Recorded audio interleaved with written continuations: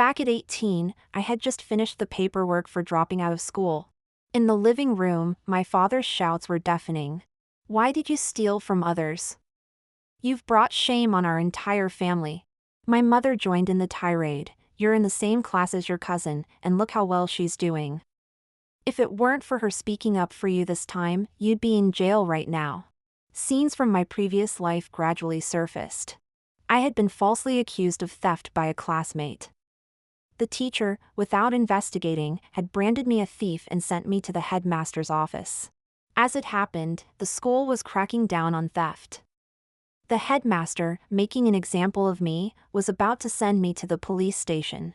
My cousin, Eliza Quincy, had tearfully pleaded on my behalf. In the end, the headmaster relented, allowing me to voluntarily leave school without further consequences. Back then, I had viewed Eliza as my savior, until years later when I was running a market stall and bumped into a former classmate. Only then did I learn that the false accusation of theft had been orchestrated entirely by Eliza from start to finish. Seeing me lost in thought, my father made as if to strike me. I didn't flinch, taking the slap full force. Every part of my body ached. They had already hit me many times before this. "Tomorrow, you'll pack your things and get out. Whether you live or die is your own business." I nodded, silently returning to my room. The so-called room was nothing more than a small space partitioned off next to the kitchen. The lighting was dim, offering no privacy. On the other side of the wall was my brother Barnaby's room. It contained a large bed and a computer, extremely rare for a family in this era. That was the birthday gift our parents had given him. It was only now that I truly felt the impact of being reborn.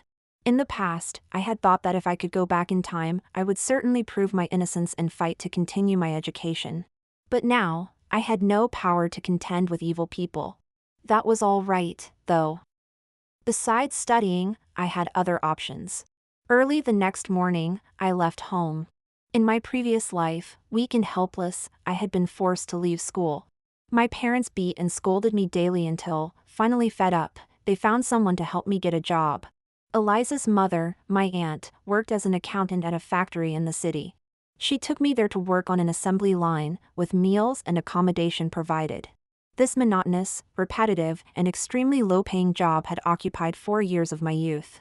Now, without her introduction, I voluntarily entered the factory. Because in this life, my purpose was. Bloody hell, who stepped on me? The disgruntled growl startled me, and I quickly lifted my foot. I had left a footprint on the shiny leather shoe. Looking up from the foot, I was suddenly taken aback. The young man had dyed yellow hair and a dragon tattoo on his arm. His brows were furrowed, his expression fierce. But I wasn't afraid. I had seen him in a business magazine, dressed in a suit, with handsome features and a gentle smile. Completely different from now. "Boss, she's new." The supervisor turned to me, "Apologize now." I stared at him steadily. "I'm sorry." He stared back at me. After several seconds of eye contact, he suddenly asked, "Aren't you afraid of me?" I shook my head. "Interesting." Myron Clayworth licked his canine tooth. "Little factory girl, stay out of my way. It's for your own good." With that, he turned and walked away. "I'm not called factory girl," I called out to his swaggering back. "My name is Tabitha Lassiter." To my surprise, I saw Eliza Quincy the very next day. "Tabitha, where have you been these past few days?" "I've been so worried," she said, grabbing my hand with a practiced sincerity that surpassed even her mother's. No wonder I hadn't seen through her true nature back then. "Just here, tightening screws," I replied coolly. "I don't really understand." "I came to share some good news. I think I'll be able to get into university." Coming all this way to tell me this, what a joy indeed. "Is that so?" I smiled. "Have you decided on a course yet? Even if you get into a good uni, you won't find a decent job without the right degree." Eliza became agitated. "That's impossible." "How is it impossible?" "Well, it's still better than tightening screws." Finally, her act crumbled. Her face darkened. After a pause, she muttered, "I've got to go," and hurried away. "Bloody hell!" A familiar growl echoed. I looked up to see Eliza bump into someone. She stumbled backwards. Sorry. Myron Clayworth looked absolutely furious. Eliza scurried away, terrified. He folded his arms and glanced at me. So you know about university courses, do you? Go on then, tell me which ones are good for finding work. Computer science. It was the late 90s, just as the modern internet was beginning to flourish. Myron would soon enter the tech industry himself. His eyes lit up. But he quickly resumed his nonchalant demeanor, scoffing, "The factory girls got some insight." I looked at him steadily. "My name is Tabitha." He smiled. Suddenly, he reached out and flicked my forehead. "I'm Myron. Given a second chance at life, I'm not after great wealth or fame. I simply want to be in the right place at the right time, so I won't have to worry about making ends meet when I reach middle age." After careful observation, I've noticed that Myron isn't as unreliable as he seems. Most of the time, he's sitting at his computer, reading and coding. The other workers don't understand and think he's just playing games. In the evening after work, I deliberately dawdle a bit, taking a detour past the corridor outside Myron's office. The light is on inside, and Myron is still typing away. I watch for a while, then turn to leave. Suddenly, I hear footsteps behind me. Hey! I'm stopped in my tracks. In the dim corridor, Myron leans lazily against the wall, tilting his head as he looks at me. "You don't need to pass by here to get to your dorm, do you?" Caught out, I feel a bit flustered. I quickly lower my head, not knowing how to explain. Myron walks towards me step by step, stopping very close. I catch a whiff of his pleasant scent. Instinctively, I look up. His eyes are smiling, his handsome features relaxed, showing none of his usual fierceness. In the dim light, he suddenly bends down, stopping by my ear. "This isn't the first time I've caught you, love." His lowered voice is husky, with a slight vibration from his chest. "You wouldn't happen to have a crush on me, would you?" I stepped back repeatedly. No, I stammered. He raised an eyebrow, his eyes full of amusement. I awkwardly averted my gaze. "I was just curious about what you were doing. Is that so?" He straightened up. "Did you understand it then?" I shook my head. He chuckled again. Tilting his chin slightly, he gestured for me to come in. "Then I'll be gracious enough to invite you to have a look." I obediently walked in. The computer screen was lit, with several programming books piled beside it. I deliberately asked, "What are these books?" In truth, I was very curious.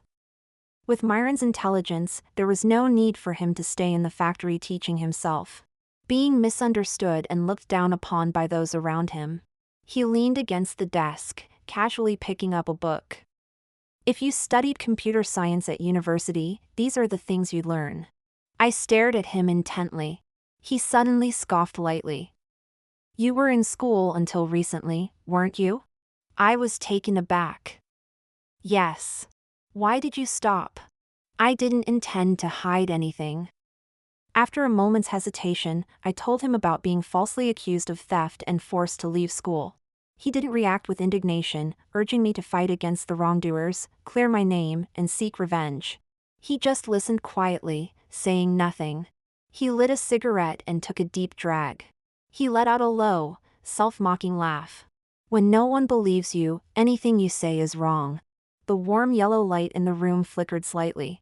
Myron leaned against the window, his features hidden in shadow, his expression unreadable. "Factory girl," he called out to me, "I'm giving you half a day off tomorrow.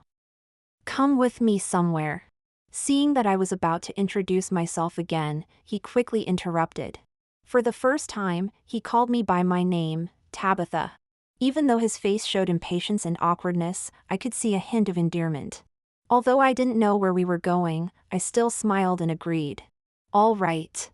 I returned to the dormitory just as lights out was approaching. Winifred Farley, who slept on the bottom bunk, suddenly asked, "Where have you been?" "Just wandering around," I replied. She paused for a few seconds before saying, "I could have sworn I saw you heading towards the office area quite often." I didn't admit to it. "You must be mistaken." "I hope so," she said. After the lights went out, I I kept pondering her words. In my previous life, I didn't interact much with her, so I couldn't figure out what she meant, even as I drifted off to sleep. The next day, I only worked half a shift. I reckon Myron Clayworth had spoken to the supervisor because as soon as I asked for time off, I was allowed to leave. I hadn't brought many clothes when I left home, so after taking off my work uniform, I just threw on a random dress. As I walked out of the factory grounds, I spotted Myron waiting for me by the gate from afar. He was dressed rather fashionably in a green bomber jacket and dark trousers, topped off with yellow highlighted hair, giving him a bit of a rock star look. When he saw me, he paused, looked me up and down, and smirked cheekily. Well, playing schoolgirl today, are we? We boarded the bus together. The bus wasn't crowded. He sat a row behind me. I turned my head to look out the window, maintaining silence throughout. After about 20 minutes, Myron suddenly draped his arm over the back of the seat next to me. "Little sister," he called. I turned to face him. He narrowed his eyes, seemingly reverting to his demeanor from last night in the corridor. "Aren't you going to ask Big Brother where he's taking you?" he said. I replied seriously, "Where are we going?" He leaned in closer. I could smell a faint scent of tobacco as his low, husky voice came from just inches away. "To a hotel," he said. My mind exploded with a boom. My first thought was that it couldn't be possible, but then again, this guy was so unpredictable and mischievous. Could he really be? "We're here," he said, his eyes brimming with laughter after his little prank. I stood up abruptly and looked out the window. Outside wasn't a hotel, but the main entrance of the city's most renowned university. I never expected Myron Clayworth would bring me to the university. After getting off the car, he walked ahead with his hands in his pockets. The security guard at the entrance, probably noticing Myron didn't look like a student, stopped him amidst the crowd. He pulled something out of his pocket. The guard glanced at it and let him pass. He turned back, gesturing for me to follow. "What did you show him?" I asked. He carelessly tossed it to me. "A student ID?" I was shocked as I looked at his name and photo inside. "You're a student at this university?" "Tabitha, don't be so naive," he raised an eyebrow. "Your brother got this for a tenner at the footbridge by the gate." Fair enough. Myron seemed very familiar with this university. He led me through several twists and turns into a teaching building. As we were about to enter a classroom, I stopped him. "Are you going in?" He nodded, and seeing me standing still, he smiled. "Aren't you curious about what a university lecture is like?" Of course I was curious. Neither in my previous life nor now had I ever been to university. So I took a deep breath and followed Myron inside. The universities now certainly wouldn't have the modern technology of 20 years later. I was still immersed in a dreamlike state of unreality until the bespectacled professor walked into the classroom. It was then that I noticed Myron had taken out a book. It was the same as the textbooks in front of everyone else, one of those he usually read. So what he studied every day was actually university courses. Sunlight filtered through the glass, falling on his hand. At that moment, I suddenly felt as if his whole being was glowing. After class, I followed Myron as we left. I couldn't help but ask, "So, you're here to audit classes?" Myron turned to look at me. "Tabitha, don't put it so bluntly," he raised an eyebrow. "I've spent quite a bit treating their classmates to get familiar with them." I lowered my head and walked silently in front of him. "What's wrong?" He caught up quickly, his tone still nonchalant. "You don't seem very excited, Tab." "My name is Tabitha Lassiter." I looked up at him steadily. He was taken aback. Then he smiled. Myron had smiled in front of me many times, but this was the first time it was genuine, without any mockery or teasing. "My mistake," he raised an eyebrow. "So, would you care to join me for a meal?" He paused, then smiled. "Tabitha." I knew I was completely clueless about computers, but I still had the cheek to borrow books from Myron Clayworth. He was destined for a career in the tech industry, and if I wanted to join his future startup, I needed to increase my value.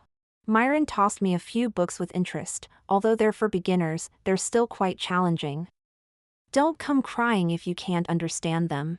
After that, whenever I wasn't working, I'd find a quiet corner to read and occasionally borrow Myron's computer. However, rumors about Myron and me gradually began to circulate around the factory. The first time I heard about it was in the dormitory. That day, I had called in sick and was lying in bed. A few of my roommates came back, thinking the room was empty, and started chatting on the lower bunk. "Hasn't Tabitha been getting quite close to young Mr. Clayworth recently?" someone asked. Anyone with eyes can see that. It was Winifred Farley's voice. I asked her about it before, but she flatly denied it. "What's she after with Myron Clayworth?" another person asked. "The factory owner doesn't like him, and once his brother comes back, he'll be nothing." What future could he possibly have? Winifred snorted coldly. Who knows? Maybe she doesn't know the inside story and just wants to climb the social ladder. I stared at the ceiling, calmly listening to their judgments about Myron and me. I wasn't close to Winifred and hadn't given it much thought before, assuming she simply disliked me. Now, I suddenly remembered Winifred's story from my previous life.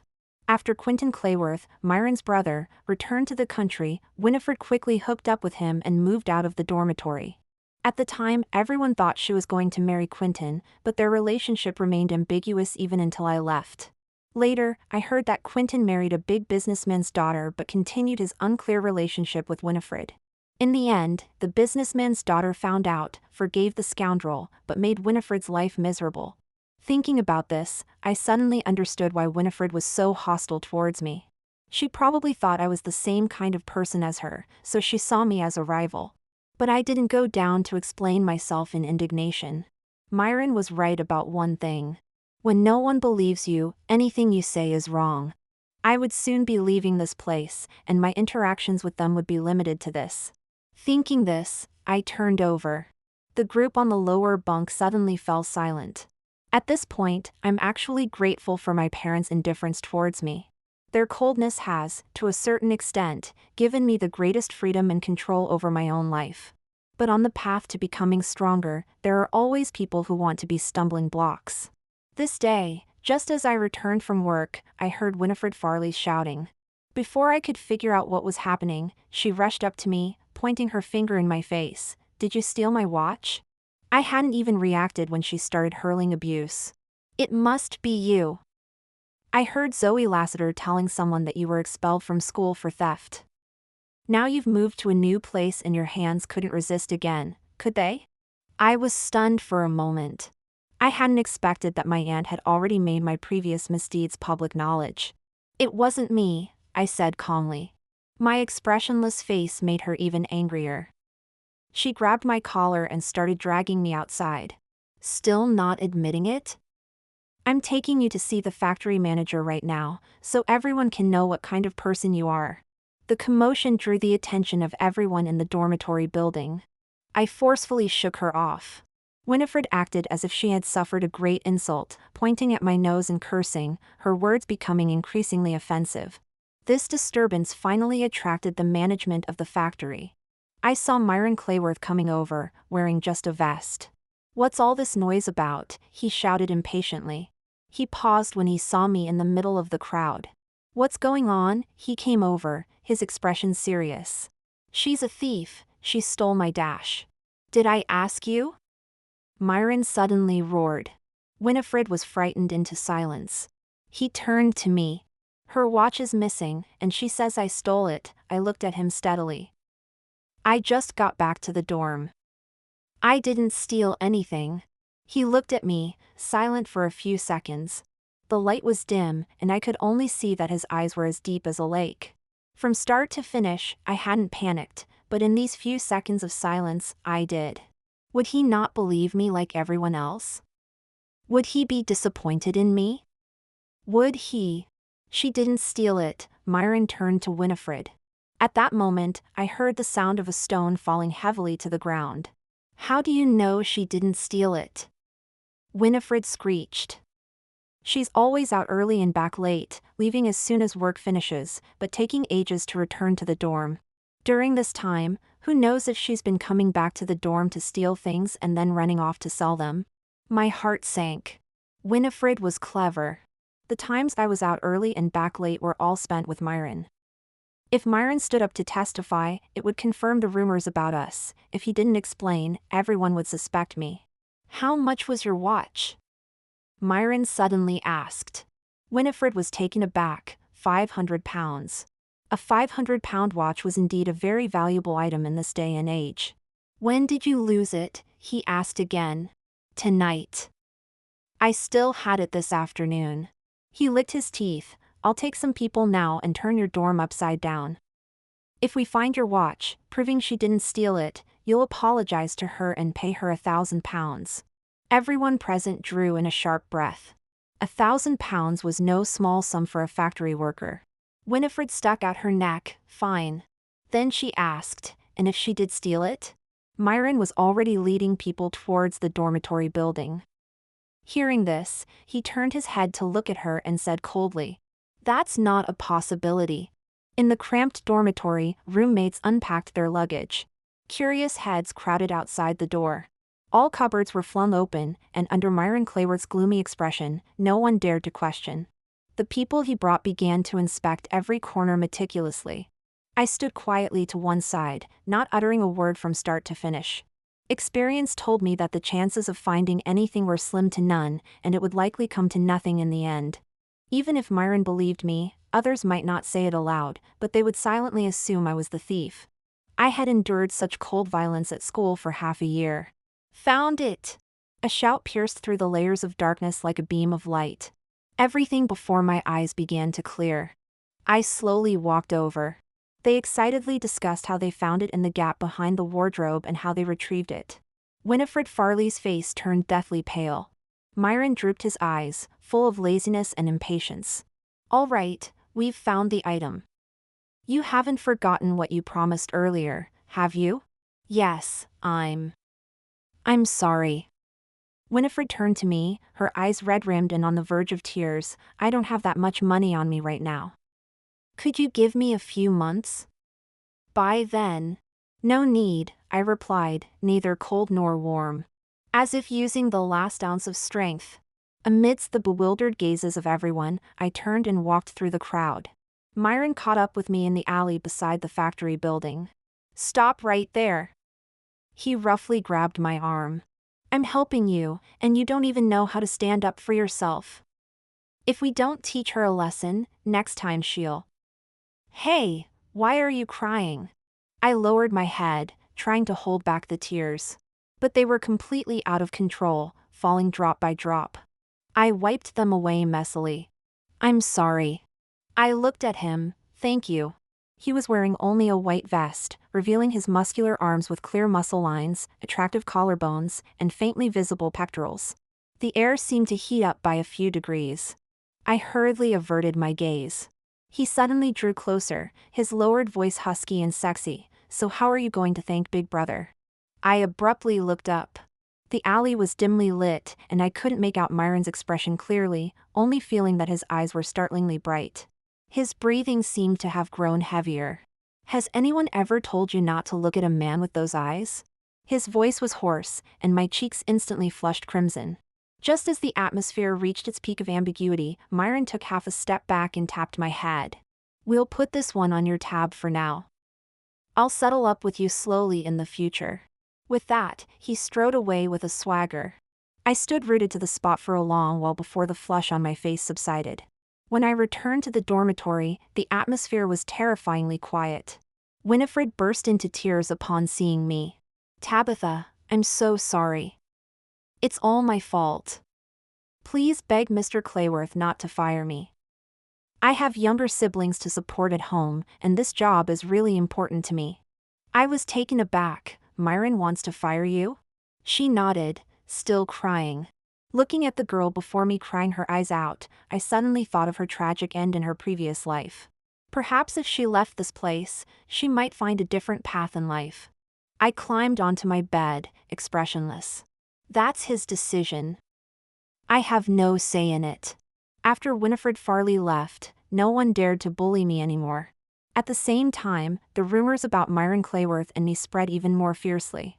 With things getting so out of hand, it naturally reached my aunt's ears. But she's a cunning one, didn't confront me directly, only kindly passed it on to my mom. I'm not sure what exactly was said, but I could guess most of it from what my mother told me. It was a weekend, and the factory was closed. I had planned to study and discuss some issues with Myron. But all that was interrupted by my mother's sudden arrival. She stood at my dormitory door in a silk maxi dress and pearl necklace, looking disgusted. My family's not badly off, but every time they spent money on me, they always looked gloomy. This displeasure had been internalized as guilt, making me feel indebted to them and gradually becoming submissive. Yet I never thought that raising children was their responsibility. "Tabitha," she called me with a frown. "Come out for a moment." I walked out expressionlessly. She looked me up and down. "Have you received your wages?" After nearly 2 months of separation without a word, this was the first thing she asked. I laughed. "What's so funny?" Her tone was displeased. "Whether I get paid or not, what's it to you?" My voice was calm. She became angry at once. "I'm your mother." Oh, now she remembers? Realizing her loss of composure, she coughed lightly, her tone cool. "Don't think I don't know about your situation. Your aunt told me everything. You think you've caught a big fish, so you dare to talk back to your parents? If you dare do anything to disgrace our family, I'll break your legs." Her face was flushed, sure of victory. She probably thought I would be weak and obedient like before. But I just looked at her quietly, as if I were an outsider. "I'm talking to you, are you listening? Keep your distance from him, don't let me hear any more rumors." "Not possible," I said, expressionless. The dormitory corridor was very quiet, and even though our voices weren't loud, it drew scattered onlookers poking their heads out. She cared about face, her cheeks turning red. She didn't continue arguing. She just left with a "wait till your father deals with you," glaring at me before walking away. For the entire day, I kept thinking about this. In my current situation, the only way out I could think of was to leave this place with Myron and start a new life. But when would he leave? In the evening, I went to find Myron with my books as usual. He was coding, so I didn't disturb him, just sat quietly beside him reading. When he finished, I unconsciously started picking at the seam of my trousers. I spoke softly, "If one day you're going to leave, you must tell me." He was taken aback for a moment. "Leave for where?" "Anywhere." There was a moment of bewilderment in his eyes, then he smiled. "What, afraid I'll run off?" "You could put it that way." I nodded. He raised his hand and flicked my forehead. "Don't worry, Big Brother won't run away." He narrowed his eyes, like an old fox full of mischief. "Little Tabitha." With those words, I felt a weight lift off my shoulders. If my parents tried to force me back home, I'd make a scene. They care too much about appearances to risk a public confrontation. Oddly enough, they didn't show up in the following days. But Eliza Quincy did. I had just finished my shift, covered in grease, when I saw her standing outside our dormitory. She was wearing a trendy floral dress, looking fresh and clean. She approached me with a fake smile. "Tabitha, we've finished our exams. I think I did quite well. I should be able to get into a top university." I stared at her blankly. Oblivious to my reaction, she prattled on, "How are you doing now? Factory work must be exhausting. Look at all that grease." She took 2 steps back as she spoke. I laughed bitterly to myself. If it weren't for you, Miss Soon-to-be university student, would I be in this situation? "It's fine," I smiled. "I'm teaching myself computer programming." She looked confused. "But, what's the use of that? You're just tightening screws in a factory, right? You won't need that stuff." "Who knows? You definitely won't need it." I found her panicked expression amusing. She must be terrified of me surpassing her if she's so desperate to discourage me from learning. I didn't argue with her, just smiled indifferently. After the holiday began, a new batch of workers arrived at the factory. Among them was Wanda Dumont. She was one of the students involved in the Eliza Quincy Planet School, who falsely accused me of theft. Years later, she was also the one who, unable to bear the guilt, chose to tell me the truth. She hadn't done well in her exams and was sent by her parents to work at the factory. We weren't in the same department. In my previous life, I'd only encountered her a few times. Fearing she might falsely accuse me as she had done at school, I always kept my distance, thus missing the earliest opportunity to learn the truth. This time, however, Shortly after her arrival, I boldly appeared before her. Her first reaction was surprise, followed by a hint of unease. "T. Tabitha?" I smiled, squinting my eyes. What a coincidence. She quickly lowered her head. "Shouldn't you be preparing for university now?" "I didn't do well in my exams." "I see." I smiled nonchalantly. The factory isn't an easy place. After leaving school, I could only earn some hard-earned money here. Her face paled a bit. I continued, "I believe in karma, and that heaven must surely distinguish between good and evil.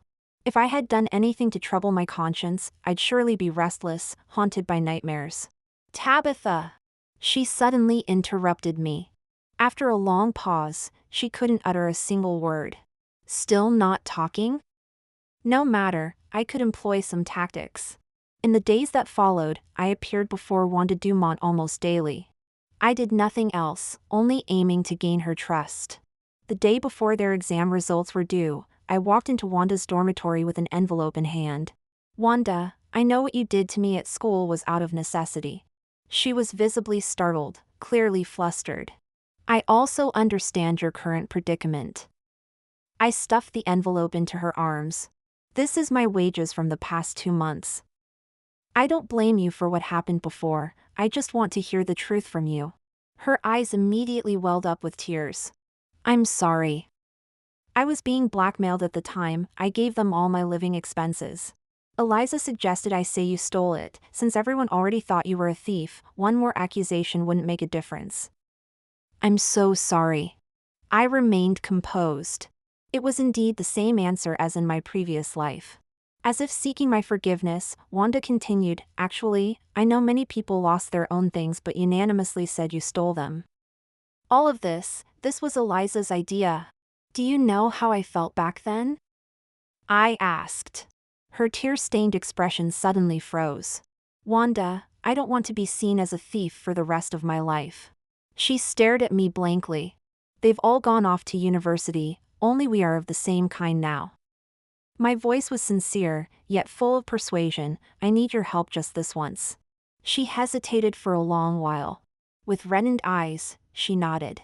A few days later, my former class organized a dinner gathering.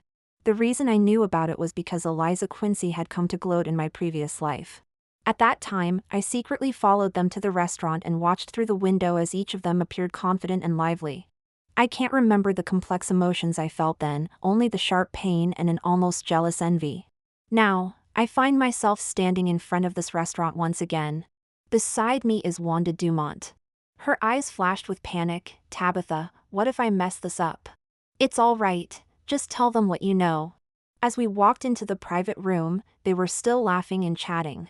Seconds later, dozens of eyes turned to look at us. The air suddenly fell silent. Eliza Quincy was the first to break the silence. "Tabitha, what are you doing here?" Many of those present had been led by her to falsely accuse me of theft, yet she could still pretend to be friendly towards me. Her acting skills deserved an Oscar. "I heard everyone did well in their exams, so I came to congratulate you," I said, then changed tack. "Of course, before everyone goes their separate ways, there's something I need to clear up."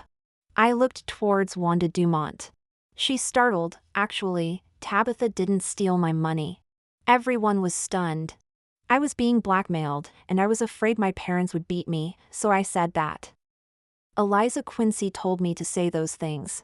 There was an uproar from the crowd. Everyone turned to look at Eliza Quincy. Eliza suddenly stood up, her chair making a harsh sound. "Wanda Dumont, you're spouting nonsense. When did I ever tell you to say someone was a thief? You did tell me to say it. Not only that, you told Mabel Stafford and Ethel Lockett to say the same thing."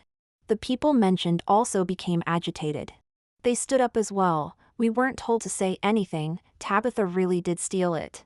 Wanda wouldn't back down. "Ethel Lockett, be reasonable, your necklace wasn't even lost at school."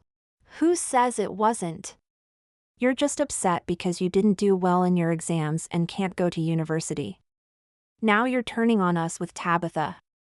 Who knows if you're just jealous?" I watched the scene unfolding before me. They wouldn't admit it. Even with Wanda's testimony, no one wanted to acknowledge a truth that would tarnish their lives. I had anticipated this from the beginning.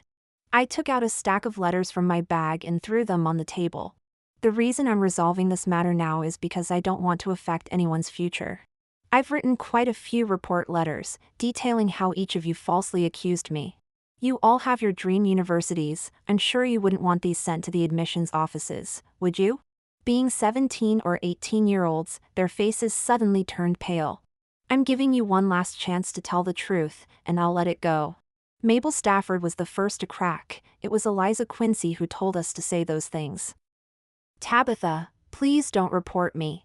The crowd erupted in shock again. Ethel Lockett slumped back into her seat, her face full of dejection, no longer struggling. She did tell us to say it. Eliza Quincy screamed, "What are you all saying? Why are you falsely accusing me? Wanda Dumont, stop pretending." I walked up to Eliza Quincy and pulled out the thickest envelope from the stack. "My dear cousin, this one's specially prepared for you, full of my love.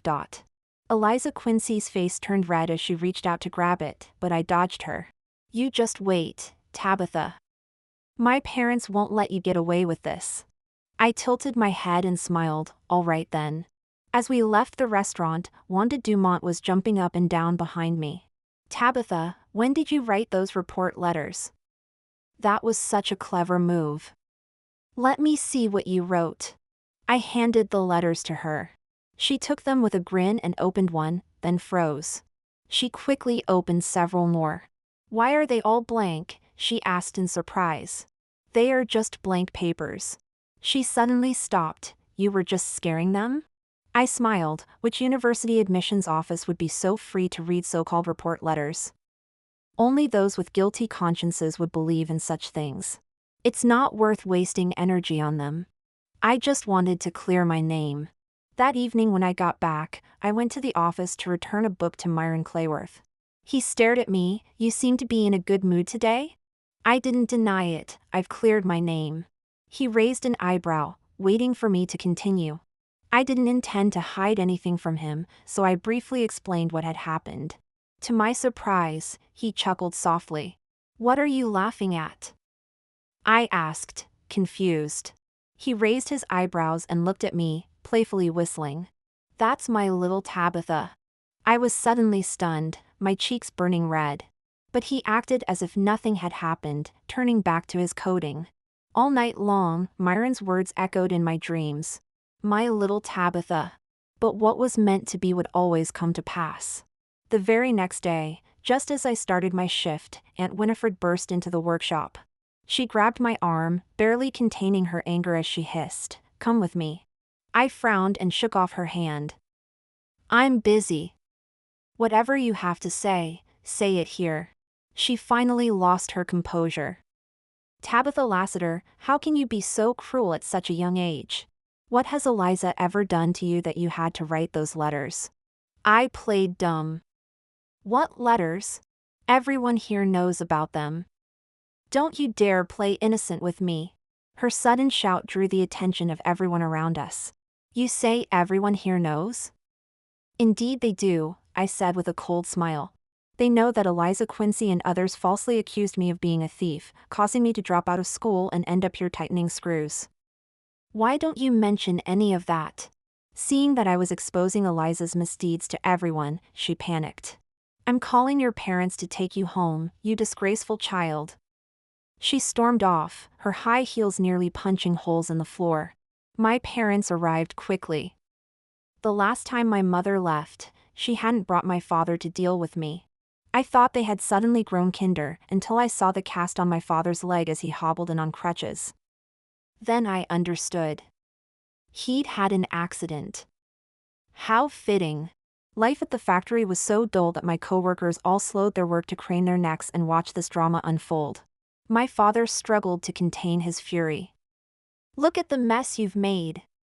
Stop working and come home this instant." I remained expressionless and silent. My mother chimed in, "Your father's injured his leg. There's no one to look after him at home." So they'd switched from threats to emotional manipulation? I repeated the same 3 words. "That's not possible." My father finally exploded. "You're coming home today whether you like it or not." If you won't walk out, we'll drag you out. He lunged forward on his crutches, raising his hand to strike me. I didn't dodge, instinctively closing my eyes. But the expected pain never came. I opened my eyes to see a familiar figure standing before me, his hand gripping my father's wrist. Myron wore a t-shirt that exposed the tattoos on his arms. A cigarette dangled from his lips, making him look even more roguish than usual. His voice carried a dangerous edge. We don't allow trouble in this factory. My father's expression hardened as he withdrew his arm. I'm here to take my daughter home. Myron's gaze flicked to me before returning to my father. That's going to be difficult. She just signed a permanent contract the day before yesterday. If you take her now, who's going to pay the penalty fee? This threat carried some weight, but my father only hesitated for a moment before reaching for me again. She's only been here a short while. There's no way she's been made permanent. I'm taking my daughter home, and it's none of your business. Myron stepped forward, placing himself squarely between us. You're welcome to try, he said nonchalantly. If you manage to get her even half a step outside this factory, I'll change my name. His demeanor truly frightened them. In the tense silence that followed, Aunt Winifred arrived, having heard the commotion. Seeing Myron's dark expression, she forgot about having my parents deal with me and instead coaxed them away with soothing words. Myron turned to me. You. Wait a moment. I need to say something to them. When I returned, Myron had lit another cigarette. He didn't look up. Aren't you curious what I said? I asked. What? I told them I'd be leaving here soon. He looked up sharply. Where to? I named a city in the south. With you. He stared at me for a moment, then suddenly smiled. Sometimes I think you can read my mind. I recalled what he'd said earlier. When did I sign a permanent contract? Unfazed by my question, he tapped his chest and grinned. Right here. It's even got a seal on it. I laughed. How long is it for? A lifetime. His response, bordering on a confession, left me speechless. Finally, on a sweltering afternoon, the scene that had prompted me to abandon everything and rush headlong into the factory for a chance at a future repeated itself. Myron sauntered into the workshop, cigarette between his lips, hands in his pockets. He leaned against a table and called for everyone to stop working. With his typical swagger, he asked, I'm starting my own business. Who wants to join me? Just like before, the workshop fell silent. To everyone's surprise, I raised my hand. Myron smiled at me through the crowd, tilting his chin. Then come with me, Tabitha. It was drizzling on the day he left. I was the only one from Digital Solutions Limited to see him off. We agreed to meet at our usual spot. In the misty rain, that familiar tall figure stood by the red brick wall, holding an umbrella. Hearing movement, he lifted the umbrella and looked over. I suddenly stopped in my tracks. His once blonde highlighted hair was now black, and paired with his cool style of dress, it made his features appear more rugged. Why are you just standing there? He raised an eyebrow. Let's go. By the time we boarded the southbound train, night had fallen. Through the window, we could see the city lights. Though not as bustling as it would become in later years, it still twinkled with life. Myron sat beside me and suddenly asked, Are you scared? As the train rumbled into a tunnel, the window turned pitch black, reflecting only my young, naive face with determined eyes. I turned to look at him. Since we'd met, I'd never seen uncertainty in this man, but now, as he gazed up at the ceiling, he seemed a bit lost. I slowly raised my hand and placed it over his. His body visibly stiffened for a moment. I'm not scared, I said. He lowered his eyes to meet mine. His gaze was impossibly tender. Starting a business wasn't as hard as I had imagined. Myron Clayworth didn't just jump into entrepreneurship on a whim. Before taking the plunge, he had already found like-minded partners. They rented an office and registered a tech company called Digital Solutions Limited. The company's main focus was in the telecommunications sector. A group of passionate young people gathered together, each day filled with enthusiasm as they dreamed of the company's bright future. But as someone from the future, I couldn't help but worry. Although I didn't know the details of Myron's entrepreneurial journey. The business that eventually made him a household name and landed him on the Forbes list wasn't in telecommunications, but in e-commerce. So I wasn't sure if this was a butterfly effect caused by my rebirth or just one of his failed ventures. What was reassuring was that Myron understood the importance of not putting all his eggs in one basket. Besides the tech company, he also started a brick-and-mortar business. He rented a shop in the online retail PLC to sell electronic products. I had originally studied computer science hoping to join his tech company, but instead, he assigned me to work at the counter selling goods. He left me with a parting shot: "Your skills need a couple more years of work." Knowing my abilities were lacking, I didn't argue and joined 2 other employees in minding the shop. From summer to winter, I had been here for half a year. Amusingly, I received a letter from Eliza Quincy.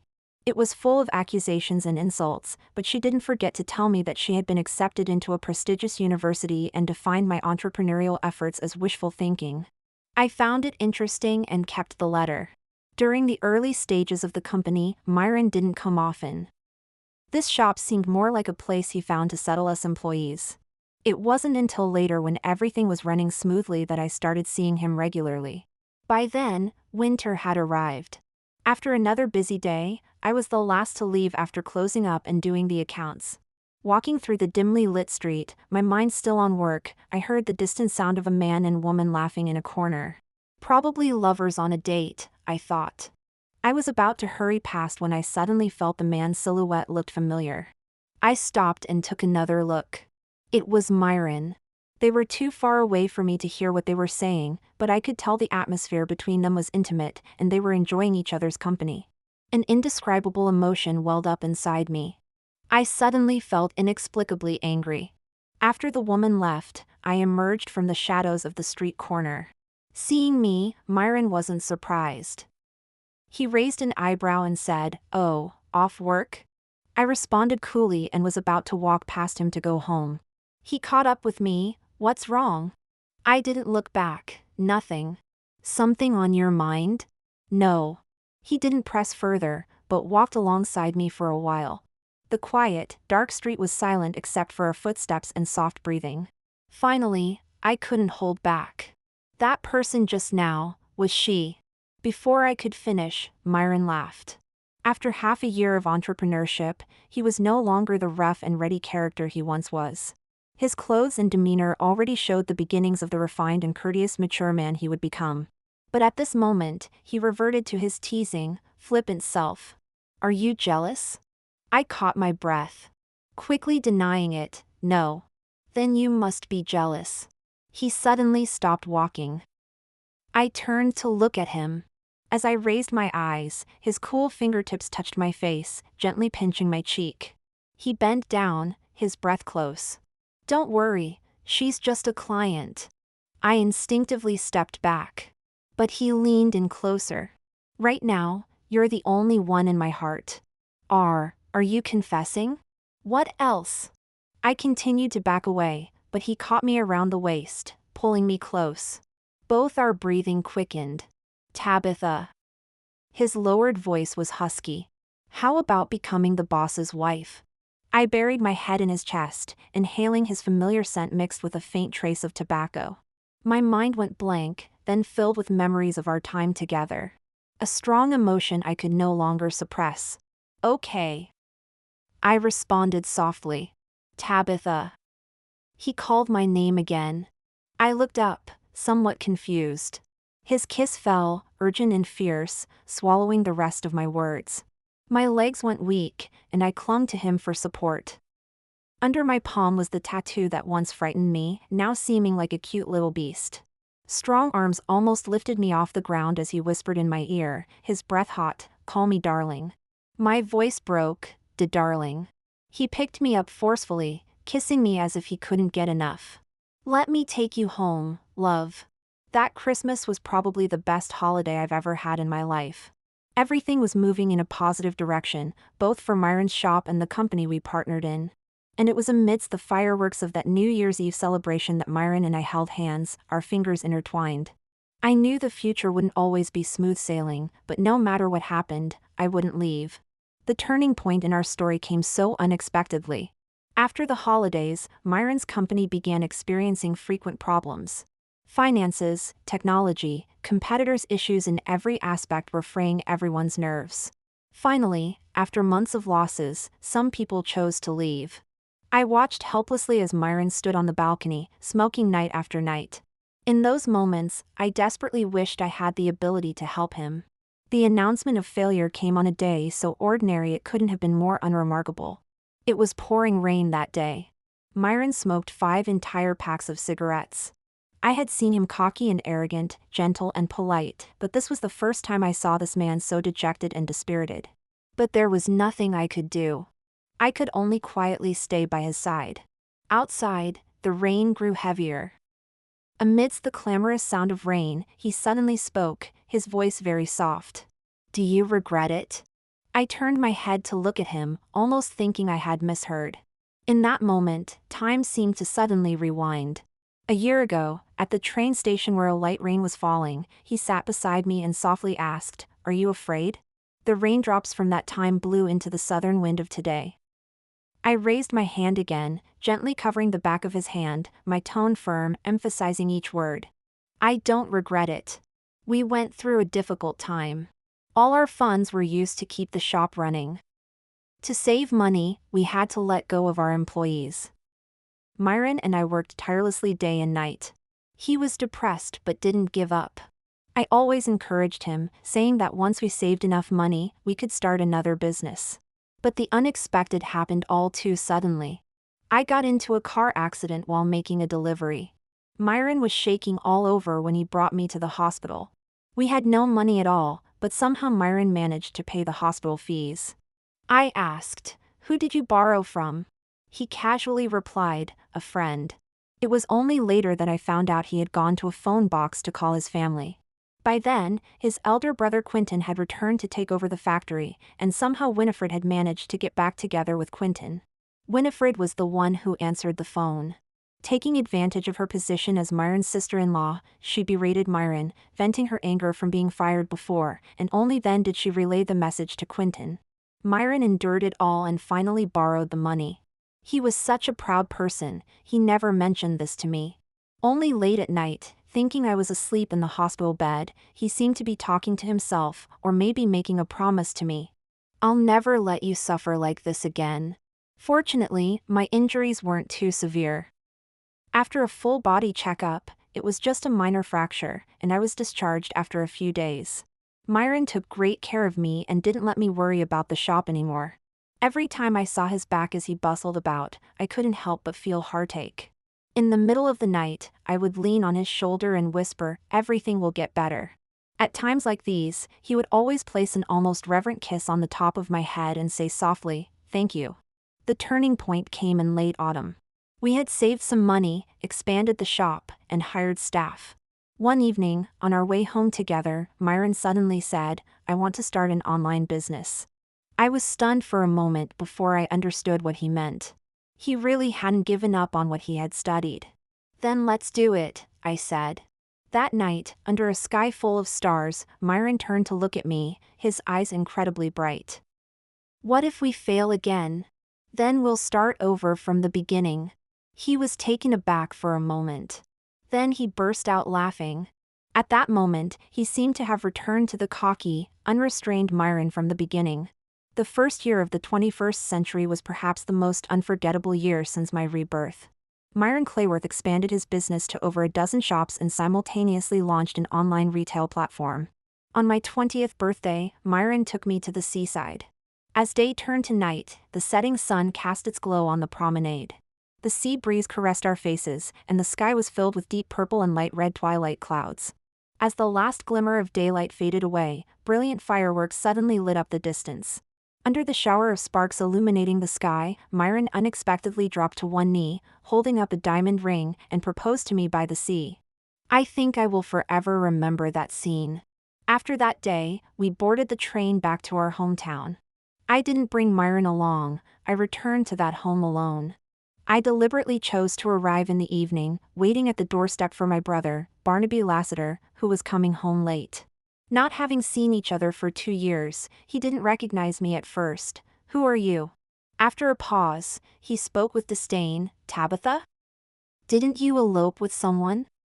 What, did he abandon you? Having been spoiled by our parents since childhood, he lacked empathy and spoke quite rudely. I didn't take offense, just smiled and said, yes, I did elope, and now I want to discuss something with you. What is it? I looked down, taking out a wad of cash from my wallet. This is for you. Help me steal the family register. His eyes lit up. Without caring why I needed the family register, he repeatedly agreed, snatching the money and stuffing it into his pocket. I'll come back in a few days. When you have it, I'll give you another sum of money. It's a deal. I turned and left, unable to suppress a smirk. Although I genuinely needed the family register, the money I gave him also came with a predetermined price. The reason Barnaby was so happy was that he urgently needed money. Still in secondary school, he had already learned to gamble and lost a considerable amount. At first, he stole money from home, but later, when he couldn't cover his debts and thugs came knocking, our parents finally found out about it. Our parents were getting older, with no money for hospital visits when they fell ill, let alone to give him. So he took the well-worn path of every gambler: theft, robbery, and all manner of evil deeds. He would spend most of his later life in prison. By giving him money now, I merely wanted to accelerate this process a bit. 2 days later, I waited for Barnaby Lassiter at our usual spot.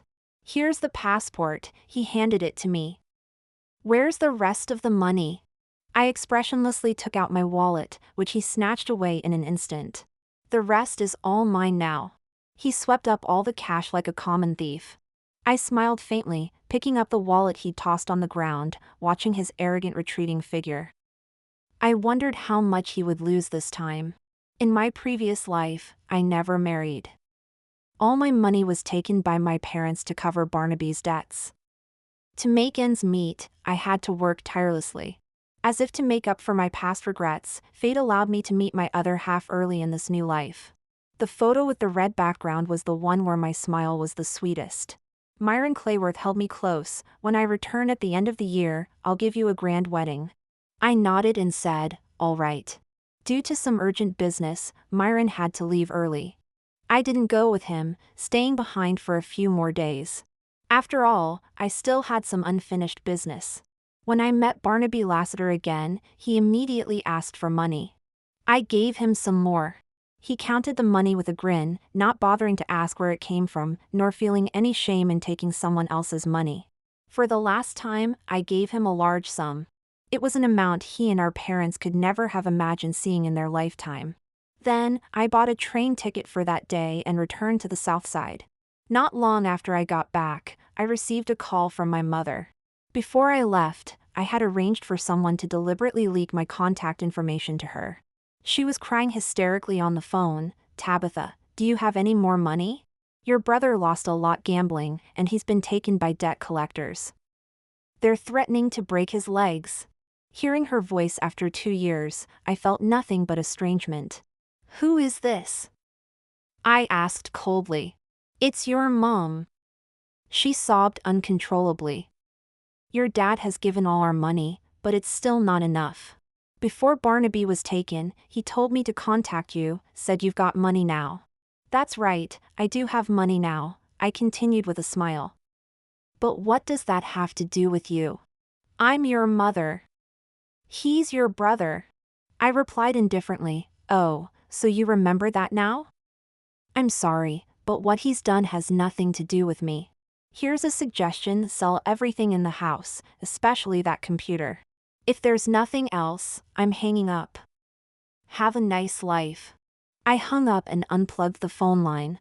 The scene unfolding now was merely a replay of my past life. Only my intervention had made it happen a few years earlier. At the end of the year, Myron Clayworth kept his promise and prepared a seaside wedding. There weren't many guests, but everyone brought sincere blessings. Amidst a sky full of streamers and balloons, Myron reverently placed a kiss. I swear, I will make you happy forever, he vowed. At 25, I returned to my hometown once again. By this time, Myron had secured funding and caught the tailwind of the era, his business flourishing. Meanwhile, he had donated generously to the local school, becoming a prominent figure in the area. So when I returned, the director of education personally led a welcoming party for me. In the evening, the director insisted on hosting a dinner. I didn't refuse and specifically requested to invite the headmaster of my old school and a newly appointed teacher, Eliza Quincy. I smiled and said, "She's my cousin." The director, probably assuming I wanted to reconnect, didn't inform them of my arrival when inviting them, intending to give them a surprise. Indeed, it was quite a surprise. After many years, the headmaster seemed to have forgotten me, but Eliza Quincy froze in her tracks the moment she entered.